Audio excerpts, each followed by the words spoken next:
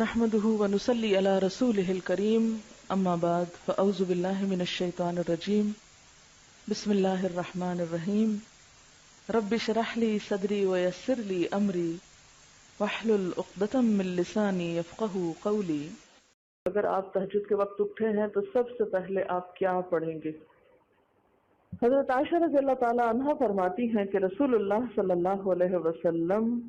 جب رات کو تہجد کے لیے اٹھتے تو یہ پڑھتے 10 بار اللہ اکبر، 10 بار الحمدللہ، 10 بار سبحان اللہ و بحمدہ، 10 بار سبحان الملک القدوس، 10 بار استغفر اللہ، 10 بار لا الہ الا اللہ، اور پھر 10 بار اللہم اعوذ بک من ضیق الدنیا و ضیق یوم القیامہ، میں تیری پناہ میں آتا ہوں دنیا کی تنگی سے اور قیامت کے دن کی تنگی سے۔ اللہم اعوذ بک من ضیق ضاد یہ قاف، من ضیق الدنیا و ضیق یوم القیامہ، یہ بھی 10 بار، اور پھر فرماتے اللہم اغفر لی واہدنی وارزقنی وعافنی، پھر وضو کرتے اور تہجد شروع کرتے، یعنی یہ بھی وضو سے پہلے آپ پڑھ لیتے تھے۔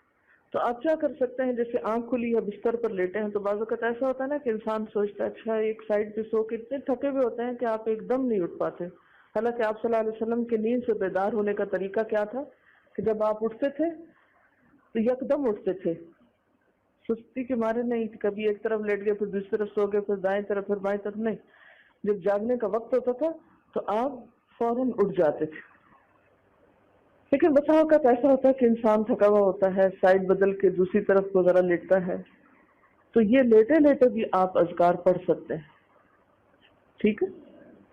اور یہ سب آپ کو آتے ہی ہوں گے سوائے ایک وہ ذکر کے اللہم اعوذ بک من ضیق الدنیا و ضیق یوم القیامہ، اور ترتیب آپ یاد کر لیں اپنے بیڈ سائڈ ٹیبل پہ یا بیڈ پہ یا کہیں بھی، یہ نوٹس